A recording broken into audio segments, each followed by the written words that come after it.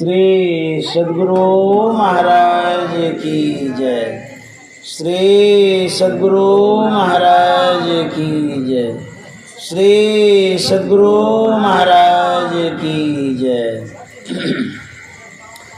वंदो गुरुपद कंज कृपा सिंधु नर रूप हरि महामोहतम पुंज जासु बचन रवि कर निकर। श्री सद्गुरु महाराज की जय। प्रातः स्मरणीय अनंत श्री विभूषित परमाराध्य सद्गुरु महाराज गुरुदेव महर्षि संतसेवी परमहंस जी महाराज, उपस्थित सत्संग प्रेमी महान भावों, माता एवं बहनों, हम लोगों को यह अवश्य ज्ञात कराया गया होगा कि आज सत्संग क्यों करा रहे हैं, यहाँ सत्संग क्यों हो रहा है। हम जानते होंगे, मुझे भी आदरणीय हमारे जो क्या नाम है आपका, दशरथ बाबू के द्वारा मुझे जानकारी दी गई कि हमारे स्वर्गीय जो ठाकुर यादव बाबू हैं, उनका श्राद्ध है, उसी उपलक्ष्य में सत्संग करना है। तो मुझे भी कुप्पा घाट से आदरणीय दशरथ बाबू ने बुलाया, उसी उपलक्ष्य में हम लोग यहाँ सत्संग करने आए हैं। बैजनाथपुर ग्राम के हमारे जो ठाकुर यादव बाबू हैं, बड़े ही नेक इंसान होंगे, श्रद्धावान होंगे, सज्जन होंगे, सत्संग प्रेमी होंगे, समाज सेवी होंगे, इसलिए सत्संग हो रहा है। उनके इस जन्म का शुभ कर्म होगा जिस कारण सत्संग हो रहा है। उनके इस जन्म का नेक कर्म होगा, इसी कारण से साधु महात्मा आए सत्संग करने के लिए। पुण्य पुंज बिनु मिलहिन संता, सत्संगति संस्कृति कर अंता। जब तक पुण्योदय नहीं होता है, परमात्मा की कृपा नहीं होती है, तब तक सत्संग जीव को नहीं मिलता है। जब जीव को सत्संग मिल जाता है, उसका उद्धार हो जाता है, कल्याण हो जाता है। राजा जनक के दरबार में अष्टावक्र मुनि सत्संग कर रहे थे। हम इतिहासों को पढ़े होंगे, पुराणों को पढ़े होंगे, कथाओं को पढ़े होंगे, तो पता चला होगा कि अष्टावक्र मुनि इसी कहलगांव के रहने वाले थे। बगल में ही कहलगांव है, वहीं के वो रहने वाले थे और राजा जनक के वो गुरु थे अष्टावक्र मुनि। तो राजा जनक के दरबार में सत्संग हो रहा था। ऐसे ही बहुत सारे लोग एकत्रित थे, सत्संग सुन रहे थे। जानते हैं, उसी बीच में बहुत बड़ा सांप आ जाता है, विशाल काय वाला सांप। सबके सब डरने लगे।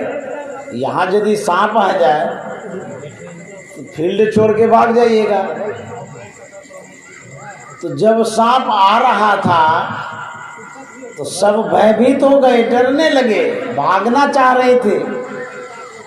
अष्टावक्र मुनि ने कहा कि तुम लोग हलचल मत करो, कोई मत भागो, उसे आने दो, अब तुम लोग जहाँ बैठे हुए बैठे रहो। तो जब मुनि जी ने कहा तो सबके मन में ये बल आया, हिम्मत आया कि जब बैठने के लिए कहा तो बैठते हैं। वह सांप मंच के करीब आता है, वहीं पर वो बैठता है, तब तक बैठे रहता है जब तक अष्टावक्र मुनि का सत्संग होता है। जब सत्संग की समाप्ति हुई, लोगों ने जिज्ञासा किया कि मुनि जी ये सांप यहाँ आया, बैठा, हलचल भी नहीं किया, ये जो घटना हम लोग देखे हम लोग तो कुछ समझ ही नहीं पाए। अष्टावक्र मुनि ने कहा था ये राजा जनक के वंशज हैं, वो सांप योनि में चले गए, उन्होंने जो आज सत्संग कराया उसके वंशज का उद्धार हो गया है। वंशज था तो वंश का भी उद्धार होता है सत्संग करने से। किस रूप में है, किस शरीर में है, क्या रूप धारण किया है, कोई पता है? यह सत्संग साधारण नहीं है, ज्ञान यज्ञ है। सत्संग से लागी रहो रे भाई, तेरी बिगड़ी बात बन जाई। आपका भी बनता है, आपके पूर्वजों का भी बनता है। इसीलिए गुरु महाराज ने कहा सत्संग नित और ध्यान नित रहिए करत संलग्न हो, वे विचार चोरी नशा हिंसा झूठ तजना चाहिए। गुरु महाराज ने कहा रोज सत्संग करो, सत्संग करते रहेंगे अपना भी कल्याण होगा, आपसे संबंधित जो व्यक्ति होंगे उनका भी उद्धार होगा। इसीलिए सत्संग करते रहना चाहिए, यह एक यज्ञ है। मैं इस सत्संग को महाभागवत यज्ञ कहता हूँ। हम लोग समाज में भागवत यज्ञ कराते हैं, सुने भी होंगे, सप्ताह भागवत यज्ञ, सप्ताह भागवत यज्ञ होता है। यह जो सत्संग है ये महाभागवत है। क्यों? उस भागवत से भी बढ़कर के ये यज्ञ है। यहाँ पर कथाओं को भी कहते हैं और कथाओं के मर्म को भी कहते हैं। वहाँ सिर्फ कथा होती है, यहाँ कथा के साथ साथ ध्यान की भी चर्चा होती है। धर्म कथा बाहर सत्संगा, अंतर सत्संग ध्यान भंगा। सिर्फ कथा ही नहीं कही जाती है बल्कि ध्यान भंगा की भी बात कही जाती है। ध्यान करने की भी बात इसमें आती है।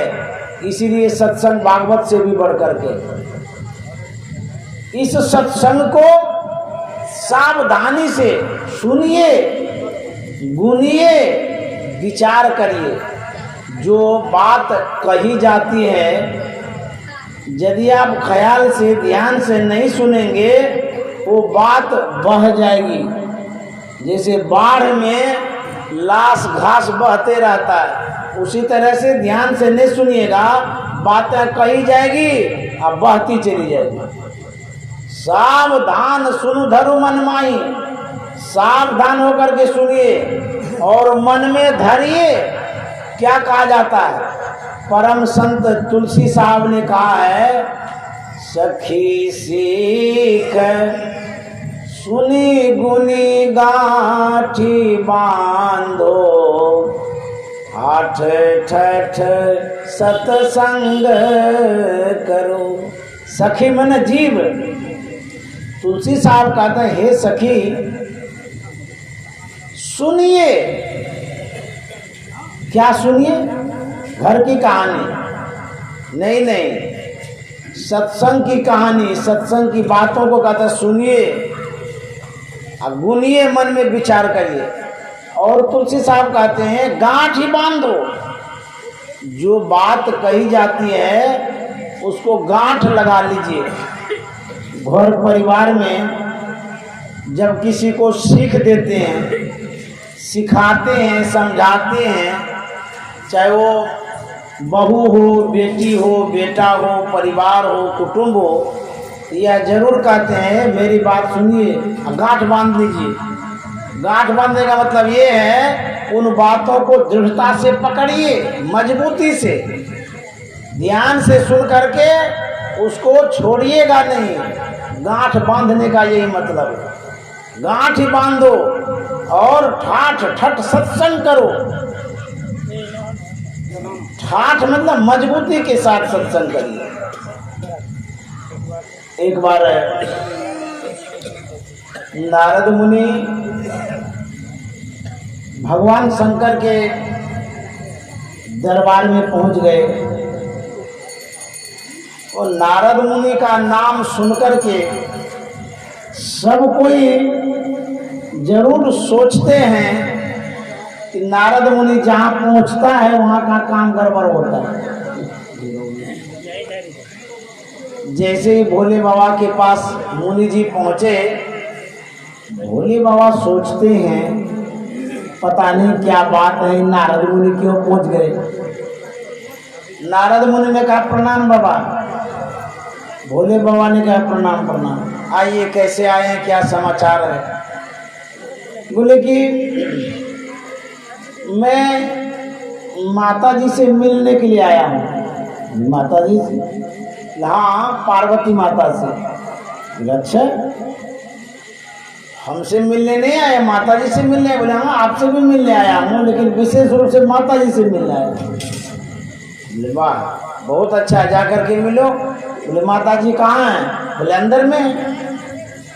देखो वो लोग क्या सुनती है।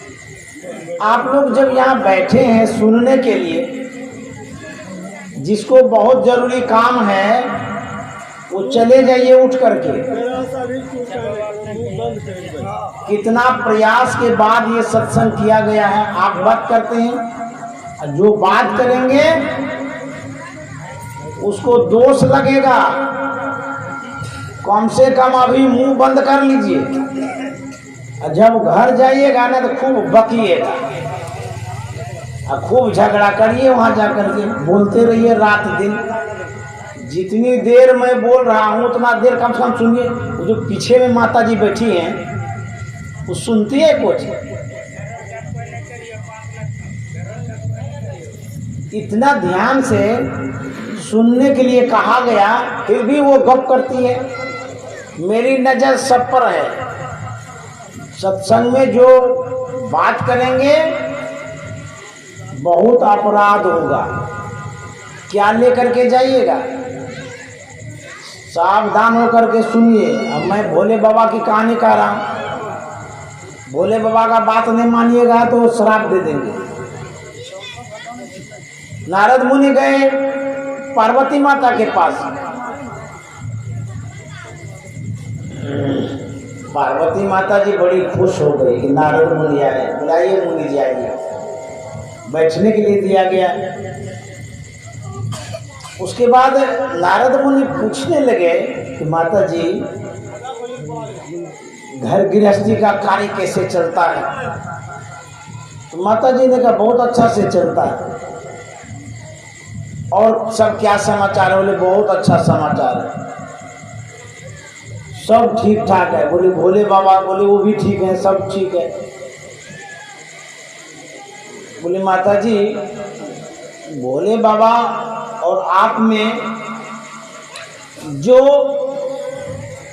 पति पत्नी का स्नेह होना चाहिए उदाहरण स्वरूप है, अनुकरणीय है। क्योंकि आप जो आदर्श दे रही हैं पति को मानने का, सम्मान देने का, यह उदाहरण दुनिया के लिए अनुकरणीय है। बोले हाँ, इसमें क्या बात, हमारे पति देव है, मैं मानती भी हूँ। बोले हाँ, भोले बाबा भी आपको मानते? बोले हाँ। नारद मुनि ने कहा कि माता जी एक बात मेरे मन में पूछने कहा मैं पूछ लूं? बोले हाँ आप पूछिए। नारद मुनि ने कहा भोले बाबा से आपकी बात होती है, धीरे धीरे बोलिए, टेप कर। कहते हैं कि नारद मुनि कि आप और भोले बाबा से बातचीत होती होगी, सब बात बताता होगा, मन की बात भी करते होंगे। बोले हाँ भोले बाबा तो सब कुछ हमको बताते हैं, कुछ भी नहीं रखते मन में। भोला का अर्थ होता है सरल, निश्चल, निष्कपट। गांव में बोलते हैं ना कि बड़ा भोला है ये, जिसके अंदर में कोई ईर्षा नहीं, द्वेष नहीं, कोई भेदभाव नहीं, उसको भोला कहते हैं। वैसे ही भोले बाबा थे, निश्चल थे, निष्कपट थे, निर्द्वंद थे, निशंक थे, निर्मोही थे।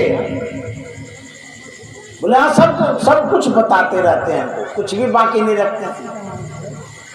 तो नारद मुनि ने कहा कि एक बात मैं ये जानना चाहता हूँ कि भोले बाबा के गले में जो नरमुंड है उसका रहस्य आपको कभी बताया भोले बाबा ने? जो नरमुंड है, गले में माला पहने हुए हैं, इस सौभाग्यशालिनी देवी की मुंड है, इस विषय में भोले बाबा ने कभी बताया आपको? पार्वती कहती है कि बाबा ये तो कभी नहीं बताया। बोले आप तो कहते सब कुछ बताता है। बोले हाँ सब कुछ तो बतेबे करते हैं, लेकिन ये बात कभी नहीं बताए और मैंने कभी जिज्ञासा भी नहीं की, पूछी भी नहीं। ये जो गले में मुंड लगा के घूमते रहते हैं माला, ये किस देवी की माला है? मैंने पूछी भी नहीं, जानने की कोशिश भी नहीं किया। तो भोले बाबा ने, नारद मुनि ने कहा कि माता जी जरूर पूछिएगा कौन सी ऐसी देवी हैं जिनका मुंड गले में धारण किए हुए भोले बाबा? हाँ एकदम जरूर मैं पूछूंगी, मुझे तो कुछ ख्याल ही नहीं था, आपने याद दिला दिया। तो नारद मुनि कहते माता जी अब जा रहे हैं। बोले अच्छा ठीक है जाइए।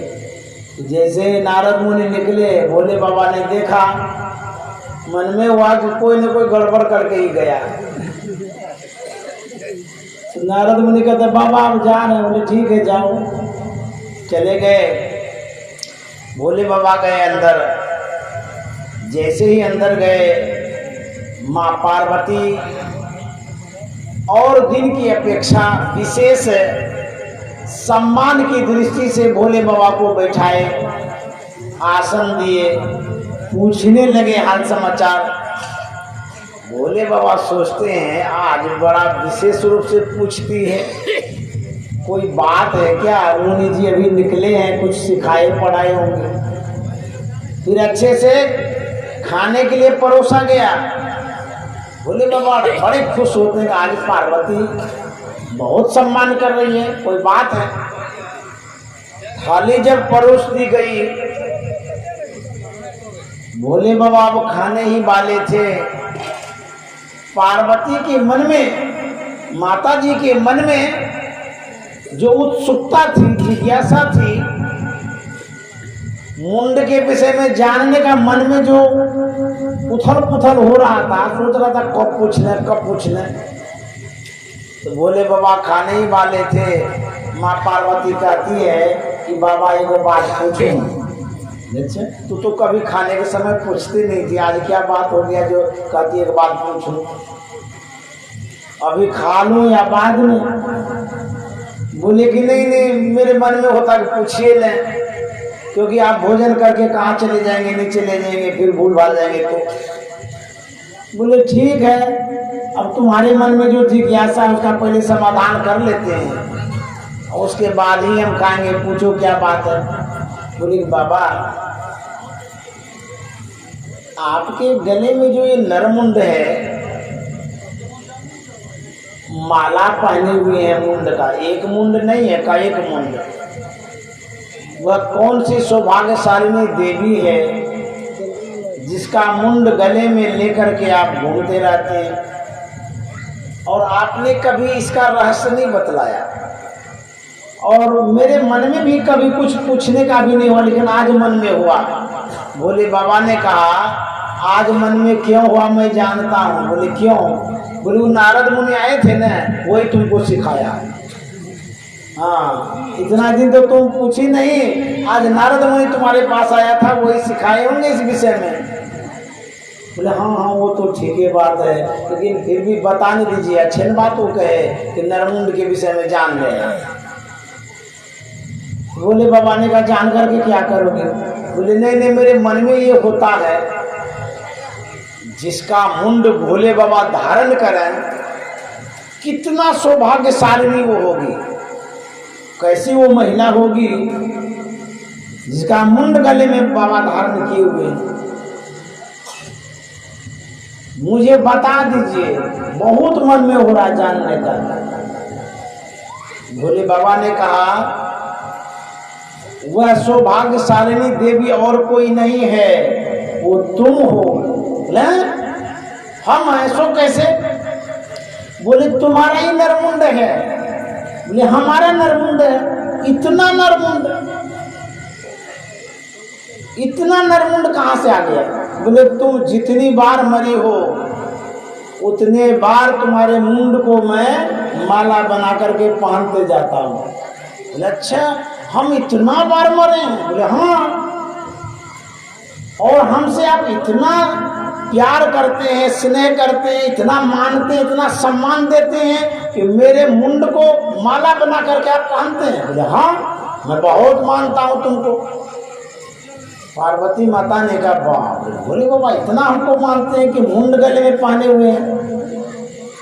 तो पार्वती माता कहती हैं कि बाबा मैं भी आपको मानती हूँ, कम नहीं मानती हूँ, भले मेरे गले में आपका मुंड ना हो लेकिन मन से जरूर मैं मानती हूँ।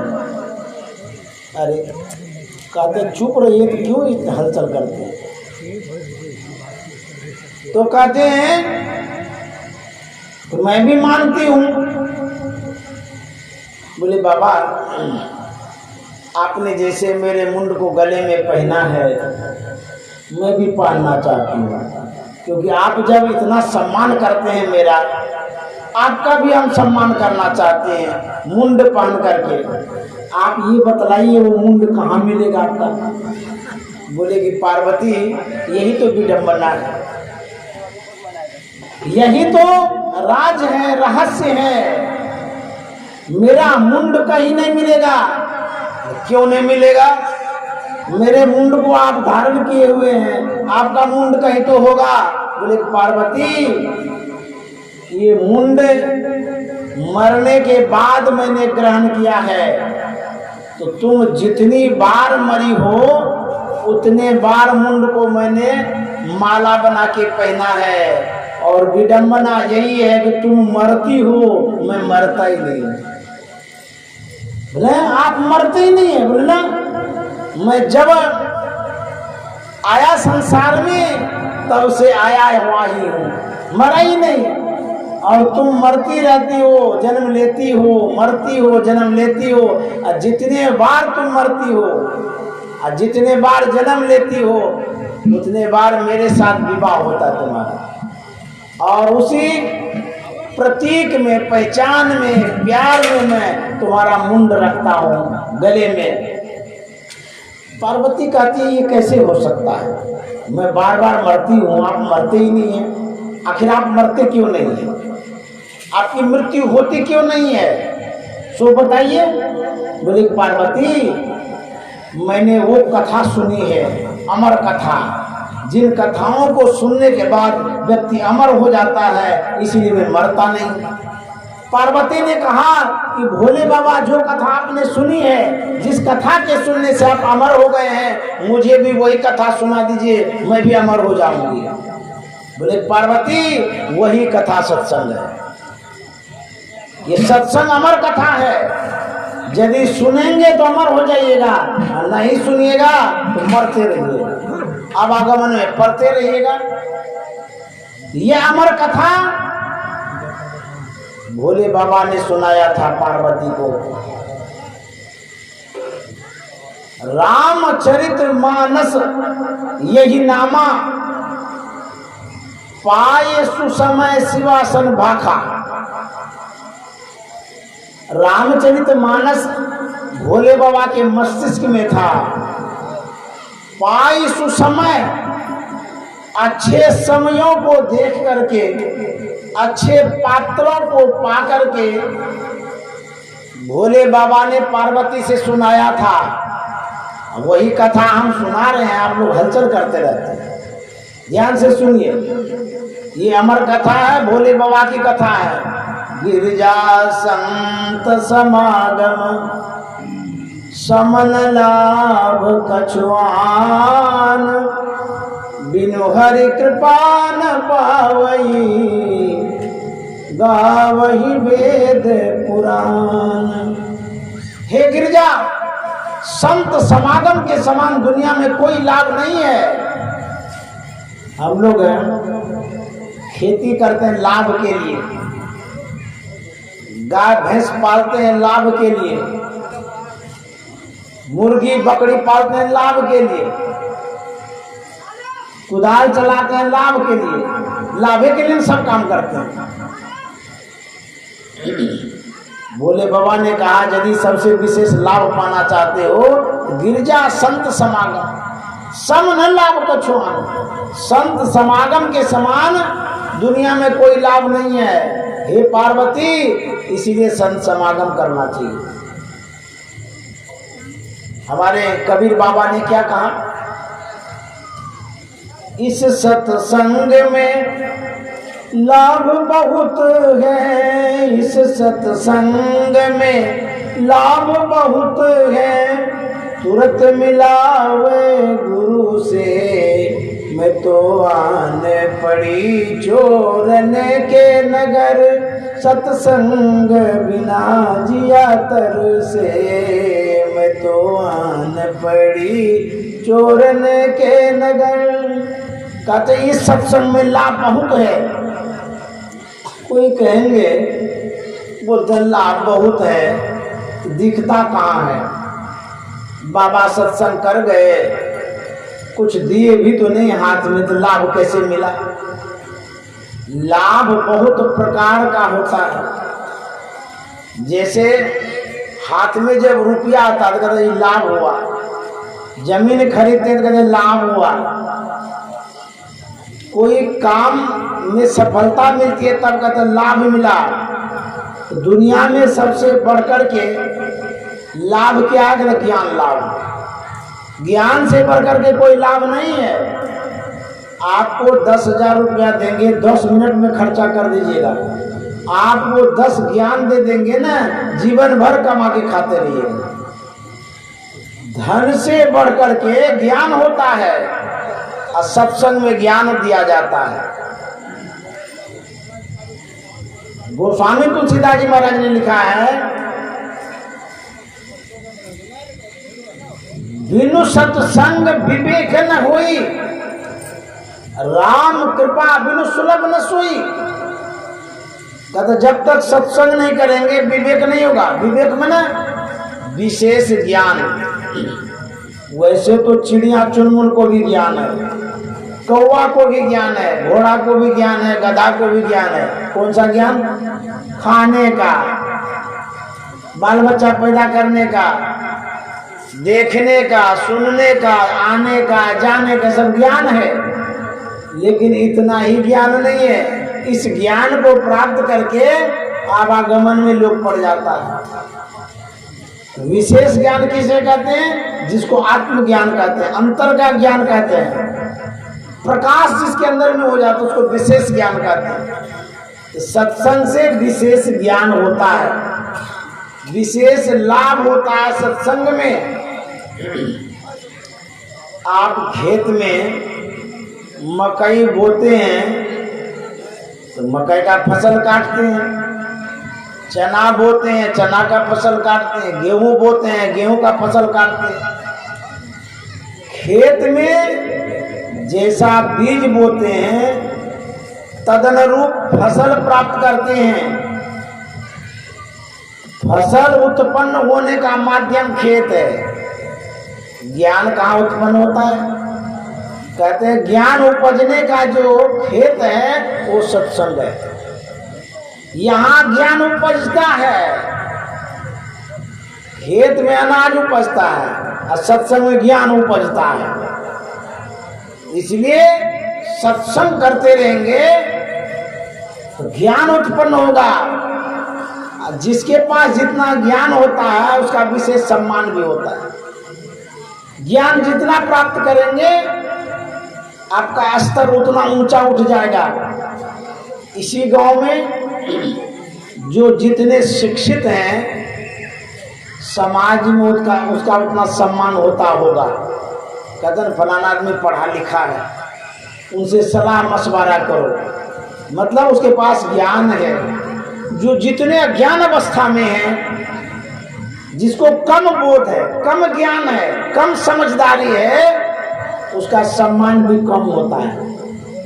दो अल्लड़ है, वो बेवकूफ है, कोई ज्ञान उसको है, पूछता भी नहीं उसको। पढ़े लिखे आदमी आते हैं, प्रणाम भी करते हैं, सम्मान भी करते हैं। इसीलिए ज्ञान प्राप्त करने के लिए कहा गया है। कबीर साहब दिन के समय किसी शहर में मसाल लेकर के घूम रहे थे। किसी की नजर पड़ी, पूछ दिया कि बाबा दिन के समय में हाथ में मसाल लिए हुए हैं,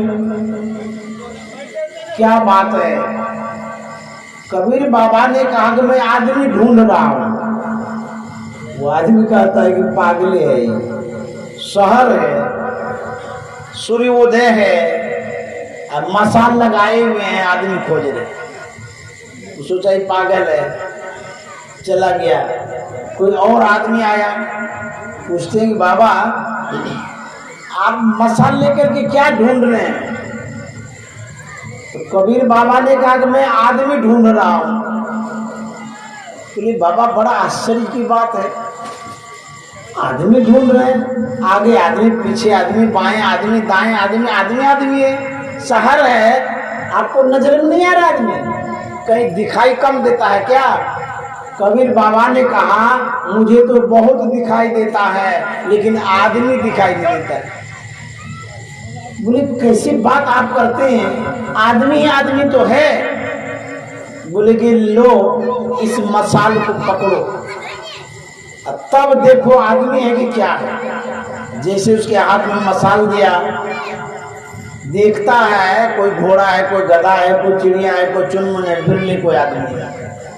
बोली बाबा बड़ा गजब का मसाल है। अरे जैसे इसको हम पकड़े, आदमी कहाँ गोलमाल हो गया, नजर ही नहीं आ रहा है। कोई घोड़ा, गधा, बिल्ली, चिड़िया, चुनमुन दिखाई देता है, आखिर ये कौन सा मसाल है? तो कबीर बाबा ने कहा कि ज्ञान का मसाल है।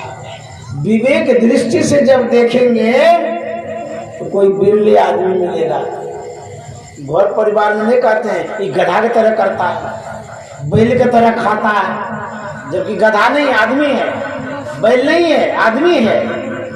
क्यों ऐसा कहते हैं? इसलिए बैल कहते हैं, बैल के अंदर में जो गुण है उस मानव में वैसा गुण परिलक्षित होता है, इसीलिए कहता है बैल की तरह करता है।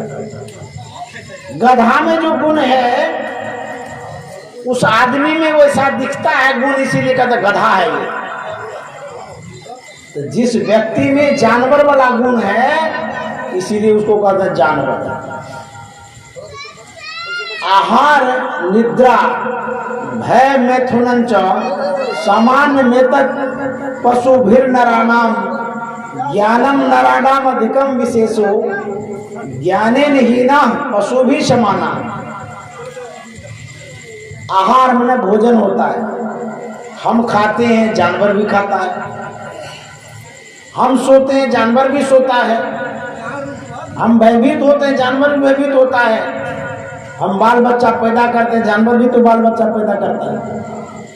बकरी बच्चा पैदा करती है, गाय बच्चा पैदा करती है, वो भी तो बच्चा पैदा करता ही है।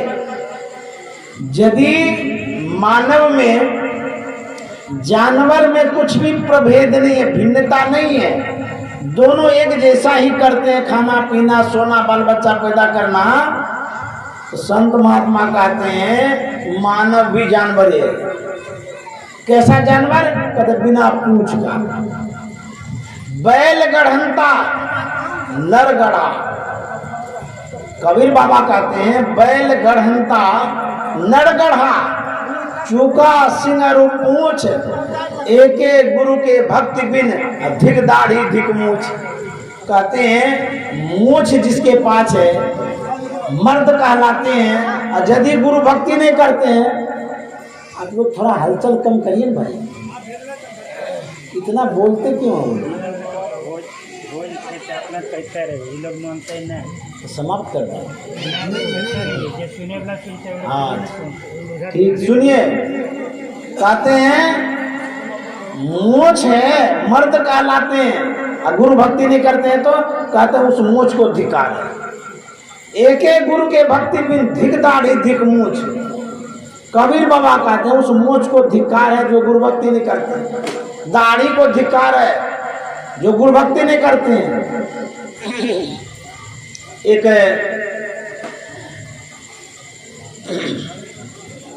हास्यात्मक कथा है। महात्मा जी किसी गांव में सत्संग करने के लिए आए थे। बुजुर्ग थे, पुराने थे, मंच पर बैठे, जैसे आप लोग बैठे हैं उसी तरह से लोग सब बैठ गए सत्संग में। उसी गांव में एक बूढ़ी थी,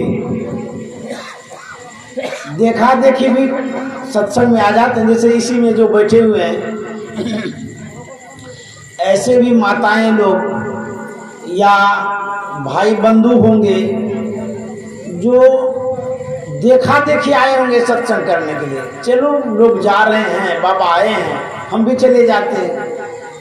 उसी तरह से वो माता जी आई, देखी बड़ी भीड़ है, तो वो ठीक मंच के करीब पहुंच गई, वहीं बैठ गई। सामने से मैं ऐसे प्रवचन कर रहा हूँ, ये बैठे हुए हैं सामने में, तो उसी तरह से माता जी आके बैठ गई। महात्मा जी प्रवचन प्रारंभ किए, माता जी महात्मा जी को देख रही थी। जैसे उनका प्रवचन प्रारंभ हुआ, माता जी का रोना प्रारंभ हो गया। महात्मा के मन में होता है, बड़ी श्रद्धावानी माता जी हैं। जैसे ही आई सत्संग में, सत्संग सुनते रोने लगी। बड़ी गुरु भक्ति ने भाव विवल होकर के रो रही हैं। बहुत अच्छा प्रवचन चल रहा है, धारा प्रवाह प्रवचन कर रहे हैं, और वो माता जी भी धारा प्रवाह रो रही है, बिलक बिलक करके रो रही है। महात्मा जी सोचते हैं वाह कितनी श्रद्धा है इनके अंदर में, कौन ऐसी बातें इनके मन में घर कर गई जो कि रोती जा रही है, रोती जा रही है। जब सत्संग की समाप्ति होगी तो जरूर मैं जानना चाहूंगा कि आखिर इनके मन में कौन सा भाव आ गया जो रो रही है। होते होते सत्संग पूरा हो गया, वहीं पर तो बैठी हुई थी। महात्मा जी ने कहा कि माता जी बड़े श्रद्धावान आप हैं, संस्कारी हैं, उत्तम संस्कार आपका है। अच्छा मैं एक बात जानना चाहता हूँ, जब से मैं प्रवचन प्रारंभ किया तब से लेकर के अब तक आप रोती रही हैं, आखिर आपके मन में कौन सा भाव आया जो रो रही थी, कौन ऐसी बातें सुनी? बूढ़ी क्या कहती, बाबा आपने जो कुछ कहा मैंने कुछ भी नहीं समझा, हम पढ़ी लिखी नहीं है। बोले तब क्यों रो रही हैं? बोले क्या कहेंगे, मेरे पास एक पाठा था, बहुत बड़ा पाठा, बहुत पुराना था, लंबी लंबी दाढ़ी थी, पकी हुई दाढ़ी थी, और संजोग से कुछ दिन पहले मर गया। बाबा क्या कहेंगे, आपके प्रवचनों को जब सुनने लगी, आपकी जो दाढ़ी हिली न, तो मुझे पठवा याद आ गया, मेरे पठवा की दाढ़ी ऐसी ही थी। बोले राम राम राम, तो चौपट कर दिया। मेरी दाढ़ी को देख करके तुमको पठवा याद आ गया। उसी तरह से कहते हैं यहाँ सुनने के लिए आए हैं, घर को याद मत करिएगा, जो बात कह रहे हैं उसको ध्यान से सुनिए, और यदि घर को याद करिएगा तो कुछ नहीं मिलेगा। समझ गए? सुनहु माते लोग भागी, हरित जी हो ही विषय अनुरागी। हे उमा, लोग बड़े अभागे हैं, दुर्भाग्य उन लोगों का। किनका? जो हरित जी हो ही विषय अनुरागी, परमात्मा का भजन छोड़ करके विषयों में मन को लगा के रखे हैं, मन को गड़ा के रखे हैं। अभागे हैं वो व्यक्ति, दुर्भाग्य उनका। यह जो समय शरीर है छूट जाएगा, कुछ नहीं जाएगा साथ में। जिसमें मन को गड़ा के रखे हैं वो साथ जाने वाला नहीं है। संत महात्मा कहते हैं सत्संग यदि करेंगे ये संस्कार साथ में जाएगा, कुछ भी साथ में नहीं जाएगा। एक भिखारी था, पात्र लेकर के किसी गांव होकर के गुजर रहा था, गली होकर के गुजरा, कुत्तों की नजर पड़ गई। कई कुत्ते आए, उनके ऊपर भूंकने लगा। भिखारी खड़ा था, कुत्ता भूंक रहा था। बहुत देर जब भूखा तो भिखारी कहता है, अरे कुत्ता, तुम्हारी हमारी क्या दुश्मनी है? तुमसे हमसे क्या लेना देना है जो तुम मेरे ऊपर भूंकते जा रहे हो? मैंने तुम्हारा क्या बिगाड़ा है? कुछ लिया तो नहीं, तुम भूंकते जा रहे हो, भूंकते जा रहे हो। बड़ा गजब है,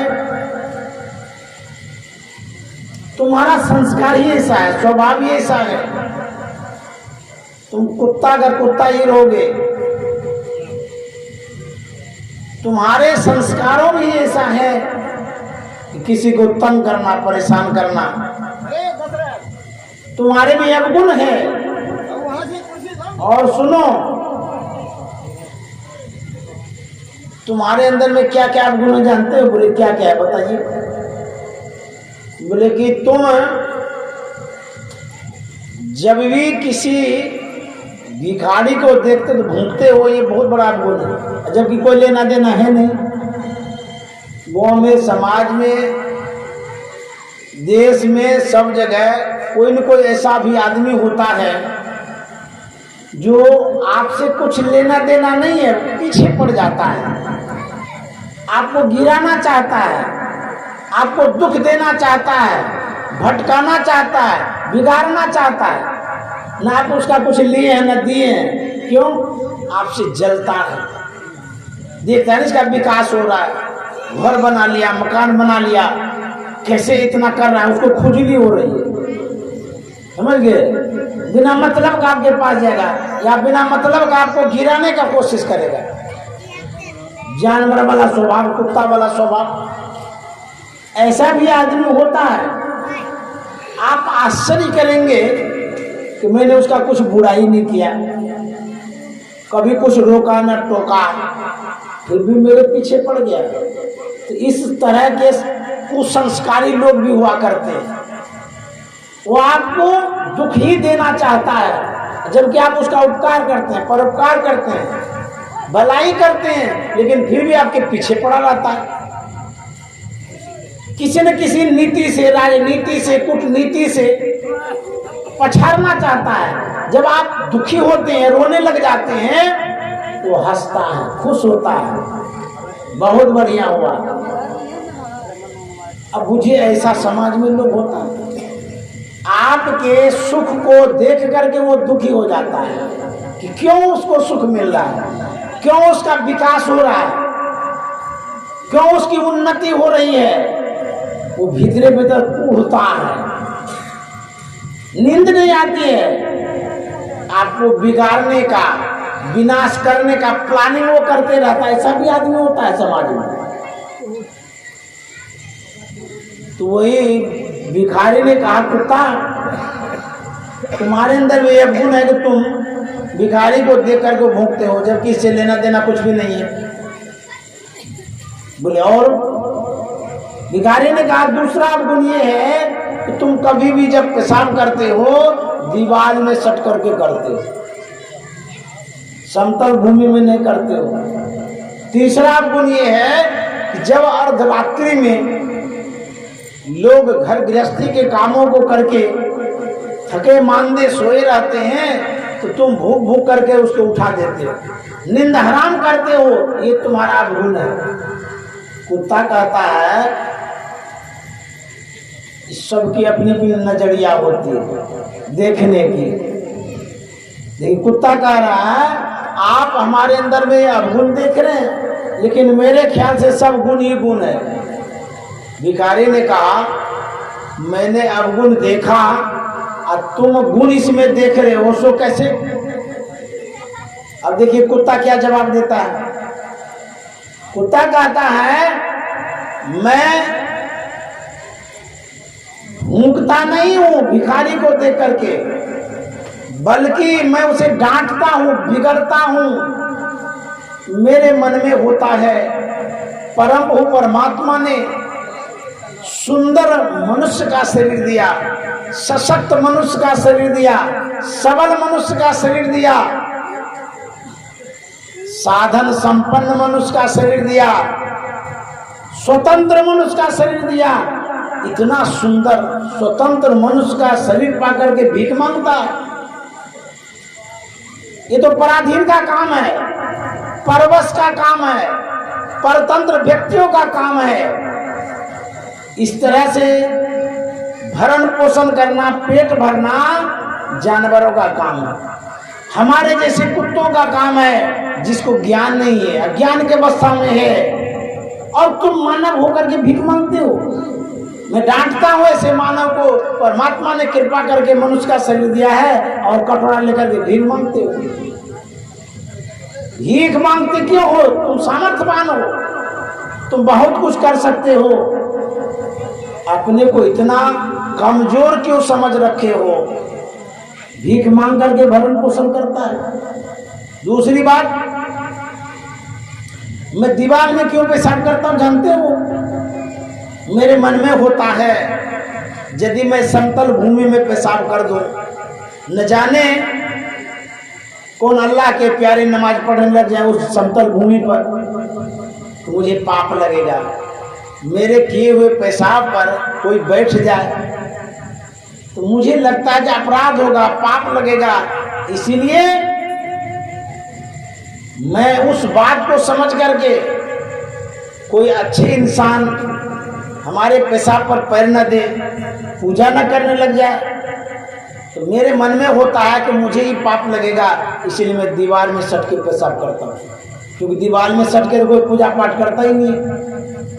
तीसरी बात, मैं अर्धरात्रि में क्यों भूखता हूँ? परम परमात्मा ने अनमोल धन रतन मानव तन दिया है, इस बार चूक नहीं होनी चाहिए। भजन करने के लिए दिया है, सत्संग करने के लिए दिया है, ध्यान करने के लिए दिया है।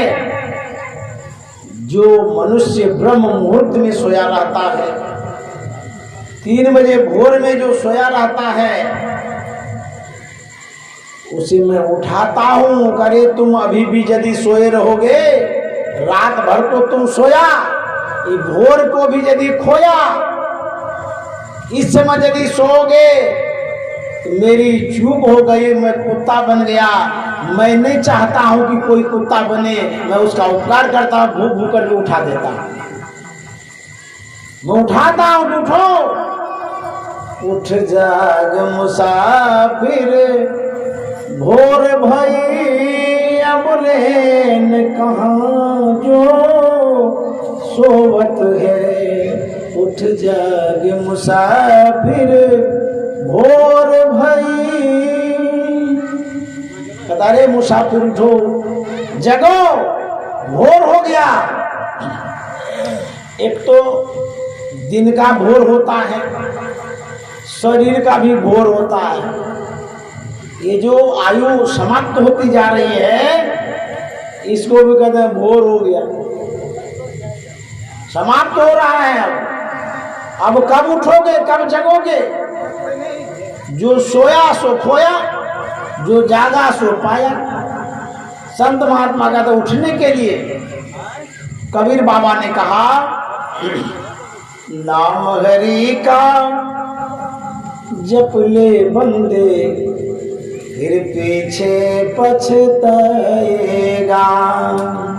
नाम हरि का जप ले बंदे, फिर पीछे पछताएगा।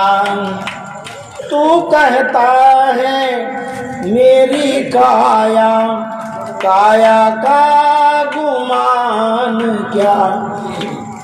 तू कहता है मेरी काया,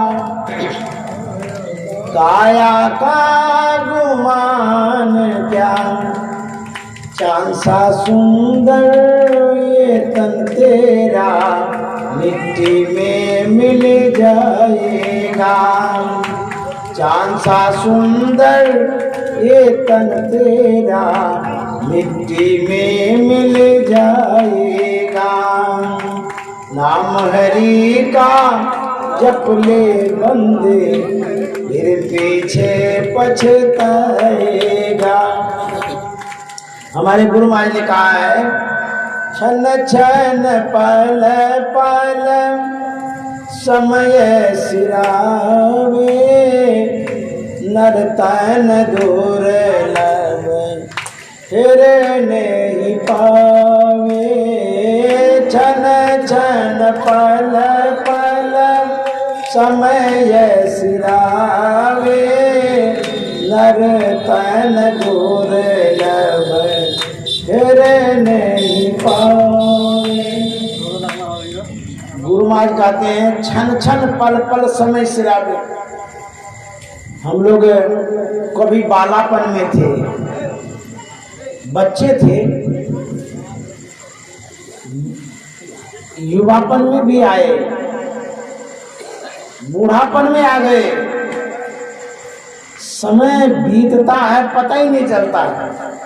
बालापन से बूढ़ापन में आ गए, पता भी नहीं चला कि कितना समय बीत गया। 50 साल 60 साल आंख बंद करते ही बीत जाता है। लगता कि अभी हम कुछ दिन पहले ही जन्मे थे। उसके बाद संसार से चले जाते हैं। समय सिरावे, नर्तन दुर्लभ फिर नहीं पावे। ये मनुष्य का शरीर जो मिला है, फिर मिलने वाला नहीं है। क्यों? इसलिए नहीं मिलेगा कि मनुष्य शरीर जिन संस्कारों से मिलता है, वो संस्कार आप में डालो। यदि सत्संग और ध्यान करेंगे, भगवत भजन करेंगे, तब तो मनुष्य का शरीर मिलेगा। और जो नहीं करते हैं, उसको मनुष्य का शरीर नहीं मिलेगा। इसी संस्कार से मनुष्य का शरीर मिलता है, सत्संग और ध्यान से। भक्ति बीज बिनसे नहीं, जो जुग जाय अनंत, ऊंच नीच घर जन्म ले तो संत को संत। ये जो संत सदगुरु भक्ति का बीज देते हैं, इसी से संस्कार बनता है और इसी से मनुष्य का शरीर मिलता है। यदि यह संस्कार नहीं डालेंगे तो मनुष्य नहीं बनेंगे। तब क्या बनेंगे? घोड़ा बनेंगे, गधा बनेंगे, चिड़िया बनेंगे, कीड़ा बनेंगे। जरा सोचिए, यदि कौवा बन जाएंगे तब क्या होगा? चिड़िया बन जाएंगे तब क्या होगा? बैल बन जाएंगे तब क्या होगा? इस गांव में आप बहुत से जानवरों को देखे होंगे, देखते होंगे, अभी भी देखेंगे। क्या खाता है? घास खिलाया जाता है उसको, कुट्टी खिलाते हैं। हमको यदि ठंडी रोटी दे देता है खाने के लिए तो हम फेंक देते हैं, गरम गरम खिलाओ, हम काम करके आए हैं, ठंडी रोटी खिलाती हो, कड़ी रोटी हो गई है, फेंक भी देते हैं। यदि भजन नहीं करेंगे, गाय बन जाएंगे, तब कौन रोटी मुलायम खाइए? कड़ी कड़ी कुट्टी मकई का घास खिलाया जाता है, वो भी हरी नहीं, आजकल तो वो भी हरी घास नहीं है। उसको जैसे बड़े बड़े जो लोग होते हैं वो ड्राई फ्रूट्स खाते हैं। ड्राई फ्रूट्स का मतलब होता है बादाम, छोरा, मनक्का, किशमिश, काजू, इसको ड्राई फ्रूट्स कहते हैं। बड़े बड़े आदमी सब खाते हैं, जानते हैं। अभी तो ड्राई फ्रूट्स खा लीजिए, छोरा, मनक्का, किशमिश। यदि भगवत भजन नहीं करेंगे, बैल के योनि में ड्राई फ्रूट्स मिलेगा कौन? सूखा लड़वा, मकई का अभी खिलाते हैं कुट्टी काट के, वो ड्राई फ्रूट्स है। मानव शरीर में काजू किशमिश ड्राई फ्रूट्स है। अब भजन नहीं करेंगे, बैल बन जाएंगे। मकई का जो है ना घास, लड़वा ड्राई फ्रूट्स खाना पड़ेगा, भूसा ड्राई फ्रूट्स खाना पड़ेगा, गेहूं का भूसा, मकई का कुट्टी, वही ड्राई फ्रूट्स खाना पड़ेगा। तब कहिएगा कि हमको मुलायम चीज चाहिए। बैल बोलता है कि हमको मुलायम चीज दीजिए, भूखे रहता है, खाना ही पड़ता है। भजन करेंगे तो मनुष्य का शरीर मिलेगा, तब तो फिर श्रीमान के यहाँ जन्म लेंगे, अच्छी व्यवस्था होगी। और यदि भजन नहीं करेंगे, दुख भोगना पड़ेगा। गुरु महाराज ने लिखा है, क्या सोबत गफलत के मारे, जाग जाग मन मेरे। क्या सोबत गफलत के मारे, जाग जाग मन मेरे। अंत काल संगी नहीं को, संगन चल को तेरे। अंत काल संगी नहीं को, संगन चल को तेरे। क्या सोवत गफलत के मारे, जाग जाग मन। आप लोग कहेंगे हम लोग तो अभी जगले हैं, फिर कहता जगने के लिए सत्संग कर रहे हैं, जग करके घर का कारोबार करते हैं, जग करके सब काम तो जग करके ही करते हैं। फिर गुरु महाराज कहते हैं कि जाग जाग मन मेरे, फिर जगने के लिए क्यों कहते हैं? हम लोग जब सोते हैं रात में और फिर उठते हैं, जानते हैं शरीर भाव से तो उठ जाते हैं, शरीर को तो उठा ही देते हैं, मन को उठाते ही नहीं। अभी तक तो मन सोया हुआ ही है, मन को उठाए नहीं उठाए हैं। मन को जगाने के लिए कहते हैं, मन को उठाओ। शरीर को तो उठा दिया, मन को उठाया ही नहीं। फिर गुरु महाराज कहते हैं, अंत काल संगी नहीं को, संग न चल को तेरे। जब कहते हैं अंत काल संगी नहीं को, संग न चल को तेरे, तो क्या हाल होगा सो बताइए। जब मृत्यु होगी उस समय आपके साथ कौन जाएगा? थोड़ा विचार लीजिए। बेटा जाएगा साथ में। अभी आज जो हम लोग सत्संग कर रहे हैं, हमारे जो आदरणीय ठाकुर यादव बाबूजी हैं, उनके साथ कौन गया? बेटा गया, पत्नी गई,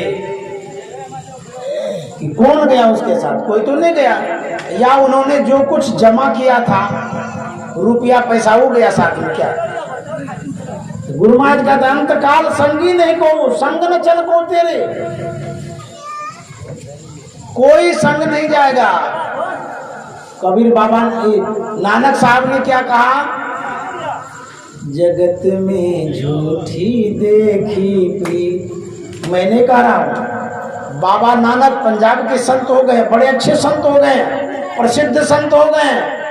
वो अपने अनुभवों से अवगत कराते हैं, कहते हैं जगत में झूठी देखी प्रीत, जगत में झूठी देखी प्रीत, झूठी देखी प्रीत जगत में, झूठी देखी प्रीत जगत में, झूठी देखी प्रीत जगत में, झूठी देखी प्रीत जगत में, झूठी देखी प्रीत। आप कहेंगे ऐसी बात तो नहीं है। प्रीति मना संबंध, रिलेशन, मित्रता, इसको प्रीति कहते हैं। जिससे अपने मन को जोड़ा है, विचारों को जोड़ा है, संबंध बनाया है, इसको कहते हैं प्रीति। बेटा से, बेटी से, धन से, परिवार से। बाबा नानक कहते हैं ये सब झूठे हैं। क्योंकि झूठे कैसे, सब तो साच साच है, सब तो संबंध साच ही लगता है, झूठ कैसे है।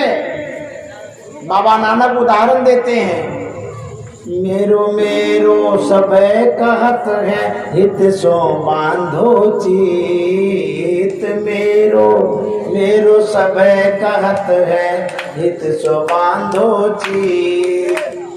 अंतकाल संगी नहीं को, अंतकाल संगी नहीं को, यह अचरज की रीत, जगत में झूठी देखी प्रीत, जगत में झूठी देखी प्रीत। अंतकाल, अंतिम समय में कोई साथ नहीं जाता है, तो बाबा नानक साहब कहते हैं जो साथ नहीं जाए उससे संबंध क्या बना के रखेंगे। सब झूठे हैं, झूठे नाता रास्ता बना के रखे हैं। जब लग पैसा गांठ यार संगे संग डोले, अब पैसा रहे ना गांठ यार मुखते नहीं बोले।